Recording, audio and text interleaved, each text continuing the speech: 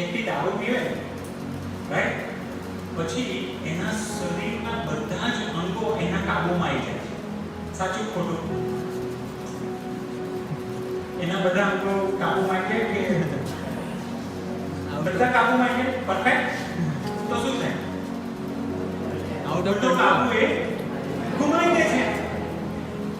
જે દારૂ પીવે ને પણ એ ગાળો ના આવે, બહુ સ્પષ્ટ બોલતો હોય, એની જીભ ઉપર એનો પૂરો કંટ્રોલ આવી જાય ના. પણ એ ઝઘડો તો ના જ કરે, કોઈ મારે તો નહીં મારે. તો દારૂ પીવે તો એના શરીર પર એનો કંટ્રોલ રહેતો નથી. એ દારૂ શું કરે? એ જે નસીબની જે બાબત છે ને એના મગજને કેપ્ચર કરે, મગજને પોતાના હાથમાં કરે અને પછી મગજ બધું કરાવે. એટલે મગજ છે ને કંટ્રોલ ગુમાવી દે. એટલે લથડિયા કેમ થાય? કારણ કે મગજમાંથી જે કમાન્ડ જોયો ને કે સીધો ચાલ, એ કમાન્ડ જતો રહે એટલે પેલો એ જતો રહે. ખ્યાલ આવે તમને? મદ્યપાન એટલે દારૂ જે પીવે ને એને હવે કોણ દોરે છે? દારૂ. એ નશીલી બાબત એનામાં નહીં, એ એને ચલાવે છે, એ એને બોલાવે છે, એ એના હાથને કામ કરાવે છે, એ હવે એને પોતાની પર કાબુ છે? બિલકુલ નહીં. કાબુ કોનો આવ્યો? દારૂ. પાઉલ શું કહે છે? મદ્યપાન કરીને મસ્ત ના થાવ, એ દૂર બેસે છે. એનાથી તમે મસ્ત ના થાવ. તમે પોતાની જાતને દારૂને આપી ના દો, પણ એની સામે કોને આપો? શું કરો?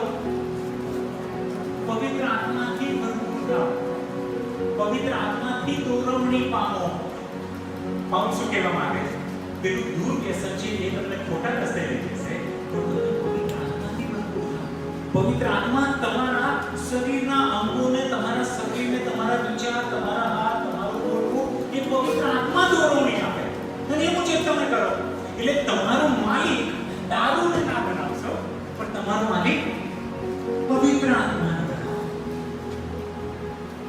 એટલે હંમેશા પવિત્ર આત્માને આ પ્રાર્થના કરવાની, પ્રભુ તમે મને વિચાર આપો, તમે મને શબ્દો આપો, મારે હવે શું કરવું? પવિત્ર આત્માની દોરવણીમાં સતત રહેજો. તમે પવિત્ર આત્માને સતત સંગતમાં રહેજો, એમને પૂછતા રહેજો, પવિત્ર આત્મા મારે શું કરવાનું?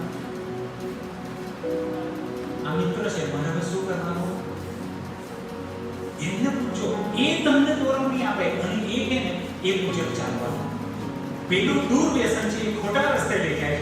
પવિત્ર આત્મા એ તમને, તમે જ્યારે એમને કંટ્રોલ આપો છો કે પવિત્ર આત્મા તમે મારા અંગોને તમારા કંટ્રોલમાં લો, તો એ તમને સારી બાબતોમાં લઈ જશે. એટલે પવિત્ર આત્માને તમારે પ્રાર્થના કરવાની, પ્રભુ હું તમારાથી દોરવણી